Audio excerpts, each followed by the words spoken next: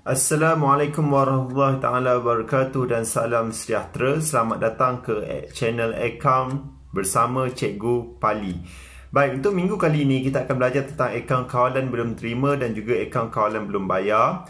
Ini adalah tajuk yang adik-adik akan belajar ketika chapter yang ke-6 tingkatan 4. Walaupun minggu lepas cikgu baru je ajar chapter yang kedua, iaitu klasifikasi perakaunan ataupun ableh.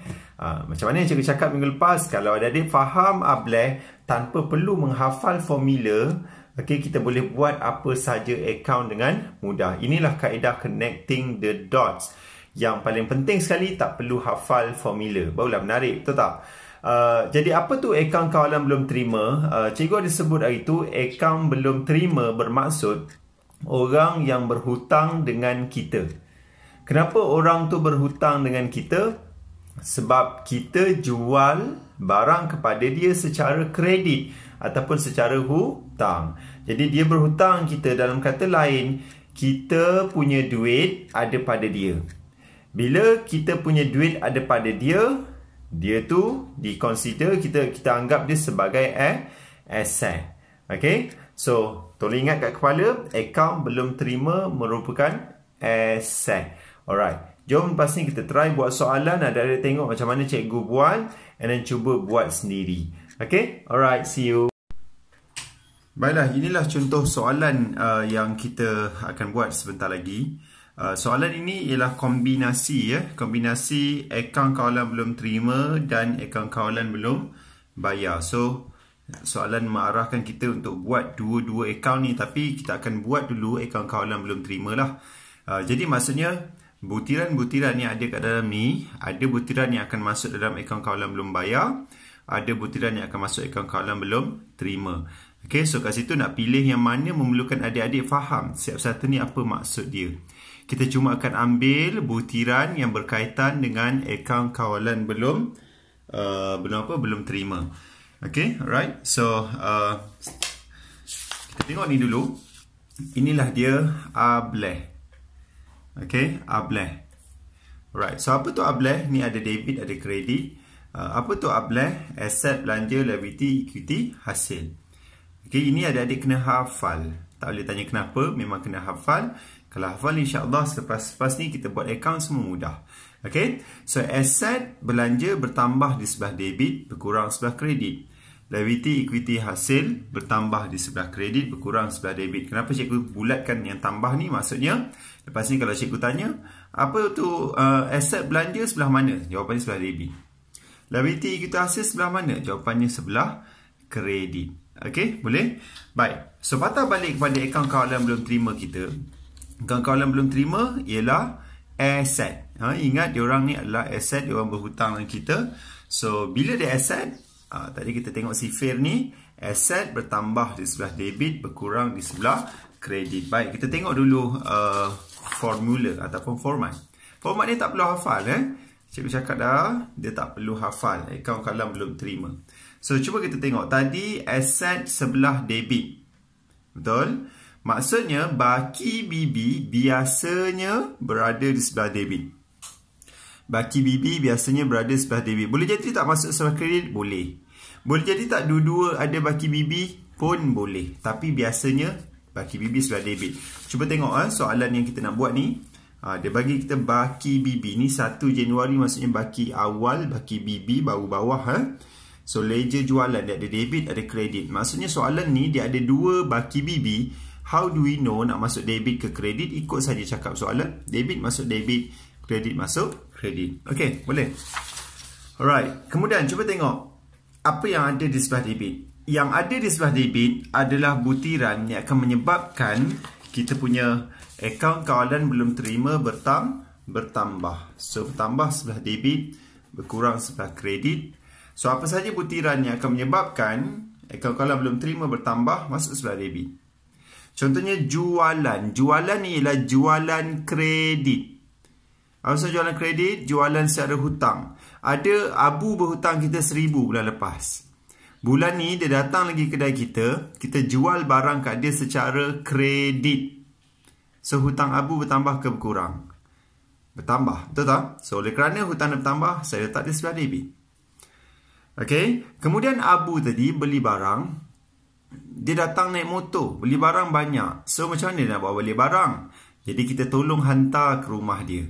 Kos nak hantar barang ke rumah Abu RM100. Siapa nak bayar kos tu? Mestilah Abu yang kena bayar.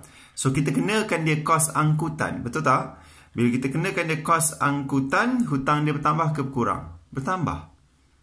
Asalnya hutang dia ada RM1,000. Contoh. Kita jual lagi barang kat dia RM2,000. So hutang dah jadi RM3,000. Kita tolong hantar barang tu ke rumah dia RM100. Hutang dah jadi RM3,100. Kemudian Abu berjanji nak bayar dalam masa sebulan. Tapi akhirnya sebulan berlalu, Abu gagal membayar hutang. So ikut perjanjian kita akan kenakan dia denda ataupun faedah.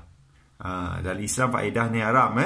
So kita kenakan dia faedah sebab dia lambat bayar hutang. Say RM100. So apa jadi hutang Abu? Hutang Abu akan bertambah masuk sebelah debit. Okay. So itu apa yang berada di sebelah debit. Perlu ke cikgu hafal debit jualan angkutan faedah? Tak perlu. Yang adik-adik kena ingat, kena faham, benda ni menambahkan ke mengurangkan hutang. Kalau menambahkan, masuk sebelah debit. Sekarang kita tengok sebelah kredit. Ada bank, ada tunai. Okay, ada bank, ada tunai. So, apa maksud bank ataupun tunai ni? Maksudnya ialah penghutang ataupun belum terima, akaun belum terima, bayar dia orang punya hutang. Abu datang bawa RM2,000, dia cakap nak bayar hutang. So, hutang dia bertambah ke berkurang? Berkurang kan? Sebab tu kita rekod sebelah kredit. Kalau Abu bayar menggunakan cek, kita tulis bank. Kalau Abu bayar menggunakan tunai, tulis tunai. Okay. Kemudian diskaun diberi. Kita bagi Abu diskaun RM50. For instance, so hutang Abu bertambah ke berkurang kalau dapat diskaun? Mestilah berkurang. So, cikgu rekod sebelah kredit. Oh, sorry, gegar lagi. Pulangan jualan. Kata kalau Abu tadi, dia ada, kita jual barang kat dia. Tiba-tiba ada barang yang Abu beli dari kita jual kat Abu, rosak. So, bila rosak, normally what people do kalau dia beli barang rosak? Dia akan pulangkan balik, betul tak? So, bila dia pulangkan balik, dia kena bayar tak? Dia tak kena bayar barang tu sebab dah pulang balik. So, secara automatik hutang Abu akan berkurang disebabkan pulangan jualan tu. Sebab tu kita rekod pulangan jualan sebelah kredit. Hutang lapuk. Tiba-tiba Abu meninggal dunia ataupun Abu jadi gila ke? Abu melarikan diri 10 tahun kita cari tak jumpa. Bankrupt dan sebagainya. So sebab-sebab ni akan menyebabkan ABT, akaun belum terima, confirm tak dapat bayar hutang. Bila ini berlaku, apa yang kita akan buat dalam akaun, kita panggil dia hutang lapuk. In other word, hutang lapuk ni bermaksud kita halalkan je hutang dia. Dia lah dah mati. So nak kutip hutang macam mana kan? So kita halalkan je lah. So bila kita halalkan, hutang dia bertambah ke berkurang? Berkurang lah. Berkurang masuk sebelah kredit hutang lapuk. Dan ada lagi butiran-butiran yang lain. Cikgu tak masukkan semua kat sini. Tapi inilah yang biasanya kita akan jumpa. Alright, baki HB merupakan baki A. Baki akhir, ini pun soalan akan bagi. Tapi biasanya soalan akan bagi satu saja baki HB. Baki HB lagi satu, kita kena cari sendiri. Okay? Alright. So, inilah basically format untuk akaun kalau belum terima. Tapi tolong ingat, jangan hafal, kena fahamkan. Okay? So, macam mana nak masuk debit, nak tahu dia masuk debit ataupun kredit? Adik-adik just kena fikir, ini akan menambahkan hutang ke mengurangkan hutang. Menambahkan masuk debit, mengurangkan masuk kredit. Simple sahaja. Alright, so kita tengok soalan. Kita tengok soalan. Baki-baki berikut diperoleh daripada perniagaan Pali pada 1 Januari. 1 Januari maksudnya baki awal ataupun baki B. Kita ada dua, ledger jualan, ledger belian. Ledger jualan ialah akaun kawalan belum terima, kita jual. ABT hutang kita sebab kita jual dengan dia.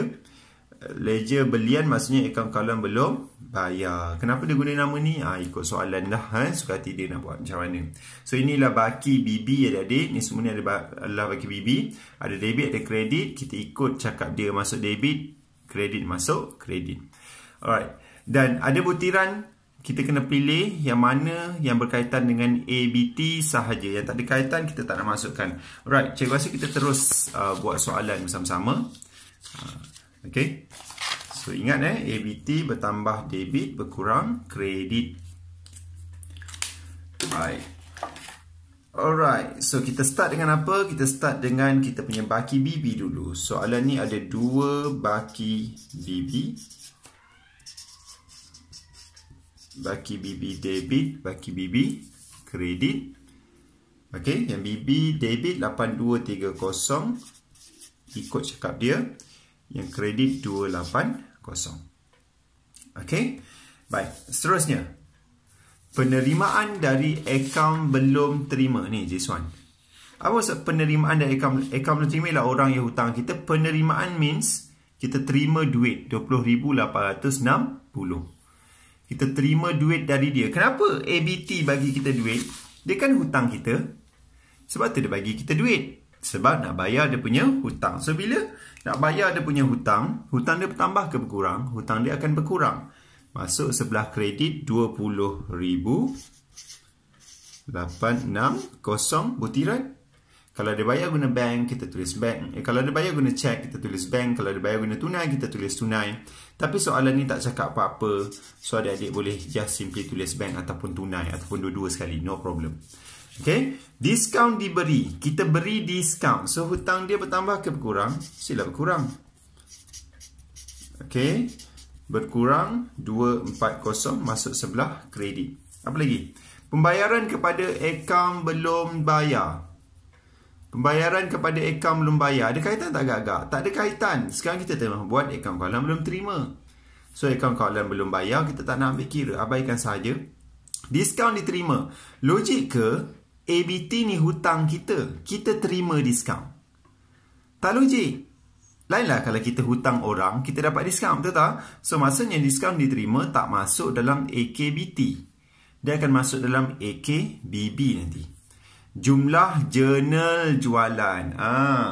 Apa maksud jurnal jualan? Adik-adik kena ingat tak? Dulu yang adik-adik tingkatan 5, Form 4 korang belajar pasal jurnal. Jurnal ni maksudnya kita jual secara kredit. Kita jual secara kredit ataupun secara hutang. Alright. So, kalau logik, kalau kita jual kepada AKBT secara kredit, hutang dia bertambah tak? Mestilah bertambah sebab dia belum bayar lagi. Kita jual kat dia tapi dia belum bayar. Betul? So, bila hutang bertambah, masuk debit 20,620. Apakah butirannya? Jualan. Okay? Jualan. Right. Jurnal belian. Tak ada kena-mengena. Jurnal belian masuk AKBB. Beli-beli kita ABT ni kita jual. Kita tak beli. Jumlah jurnal pulangan jualan. Inilah pulangan jualan. Kita jual kepada penghutang AKBT. AKBT pulang balik barang tu sebab barang tu expired, rosak, salah barang dan sebagainya. So, bila dia pulang, dia tak perlu bayar. Hutang dia akan berkurang. Berkurang masuk dekat sebelah kredit. Okey, 820 butiran pulangan jualan. Okey, pulangan jualan. Baik, seterusnya. Seterusnya, jurnal pulangan belian tak masuk. Ni AKBB. Angkutan dikenakan ke atas akaun belum terima. Kita suruh ABT bayar kos angkutan 150. So, hutang dia akan bertambah. Bila hutang bertambah, masuk debit butiran angkutan. Ataupun nak tulis angkutan keluar pun okey, angkutan sahaja pun okey. Right. Seterusnya, hutang lapuk terpulih. Ingat tak tadi cikgu sebut pasal hutang lapuk? Hutang lapuk bila penghutang ataupun ABT confirm tak dapat bayar hutang dia kat kita, kita halalkan hutang dia. Itu hutang lapuk. Sekarang ni hutang lapuk terpulih. Hutang lapuk terpulih ni, dia macam kita dah halalkan hutang orang tu, tiba-tiba orang tu datang bayar hutang dia. Faham tak? Abu hutang cikgu 1,000. Tiba-tiba Abu menghilangkan diri selama setahun. 10 tahun. So, cikgu give up, cikgu halalkan hutang. So, hutang Abu 1,000 jadi hutang lapuk, kan? Tiba-tiba after 10 years, 11 years, Abu datang, bukan sekadar datang, dia bayar dia punya hutang 1,000. So, ni kita panggil hutang lapuk terpulih. Soalannya, kalau hutang lapuk kita rekod sebelah kredit, hutang lapuk terpulih nak rekod sebelah mana? Ada yang jawab debit tak? Yang jawab debit, jawapannya salah. Kita tak akan rekod dalam AKBT. So, rekod kat mana cikgu? dia akan rekod dalam akaun hutang lapuk terpulih. Kita akan belajar kemudian nanti. Jadi ni kenapa dia bagi ni? Ceritanya saja nak kenakan korang. Okay? So berhati-hati. Hutang lapuk terpulih kita tak ambil kira. Pindahan ledger jualan ke ledger belian. Apa maksudnya? Ini maksudnya ialah kontra. Apa tu kontra? Ni cikgu nak cerita. Tadi cikgu tak cerita lagi. Kontra bermaksud, okay, ABT, akaun belum terima, dan ABB adalah orang yang sama. ABT ni orang yang hutang dengan kita. ABB ni orang yang kita hutang dengan dia. Logik tak? Cikgu hutang dengan Abu 1,000. Pada masa yang sama, Abu pun hutang dengan cikgu RM500. Logik. Dia boleh berlaku. Contoh. Saya bagi contoh. Cikgu ada kedai runcit, Abu ada kedai makan. Hari-hari Abu nak beli bahan mentah untuk kedai makan, dia akan datang kedai runcit Cikgu Pali. Hujung bulan dia hutang dengan Cikgu Pali sebanyak RM1,000. Pada masa yang sama, Cikgu Pali pula pergi makan dekat kedai makan Abu, makan secara kredit. Apa maksud makan secara kredit? Makan tapi bayar kemudian. Faham tak? So, cikgu pun hutang dengan Abu kebetulan RM1,000 juga. Contoh. Okey, nampak tak? Abu, cikgu hutang dengan dia RM1,000. Pada masa sama, dia pun hutang dengan cikgu RM1,000. Jadi, perlu ke cikgu pergi bawa RM1,000 pergi kedai Abu? Abu nak hutang aku aku bayar. Kau jangan lupa esok bayar hutang kau pula RM1,000 ke aku. Tak perlulah kita buat macam tu. Kalau berlaku keadaan ni, kita akan buat apa? Kita akan saling menghalalkan. Betul tak? Apa maksud saling menghalalkan? Abu, hutang kau dengan aku langsai. Dengan syarat hutang kau dengan aku pun langsai juga. Kan? Okay, alright. So, itu maksudnya kontra. Jadi adik-adik tolong ingat. Kalau kontra berlaku, dua benda ni. Dia akan masuk dua akaun. Apa maksud dua akaun? ABB dan ABT. Ni kita baru belajar pasal ABT, ABB nanti. Yang kedua, dia mesti mengurangkan hutang. Okey, dia mesti mengurangkan hutang. So, maksudnya kena tak rekod dalam kita punya AKBT ni. Yes, perlu rekod. Dan dia akan mengurangkan hutang. Hutang berkurang setelah mana? Setelah kredit. Maka butirannya ialah kontra. Okey, kita akan rekodkan. Berapa nilai dia? 400. Betul tak 400? So, sini pun tulis 400. Okey. And then last kali dia bagi kita baki akaun kalam belum bayar. Ni tak nak tengok ABB. Dan baki akaun kalam belum terima 800 kredit. Inilah baki HB. Okay, baki hantar bawah ataupun baki akhir. Alright, kenapa gelap ni?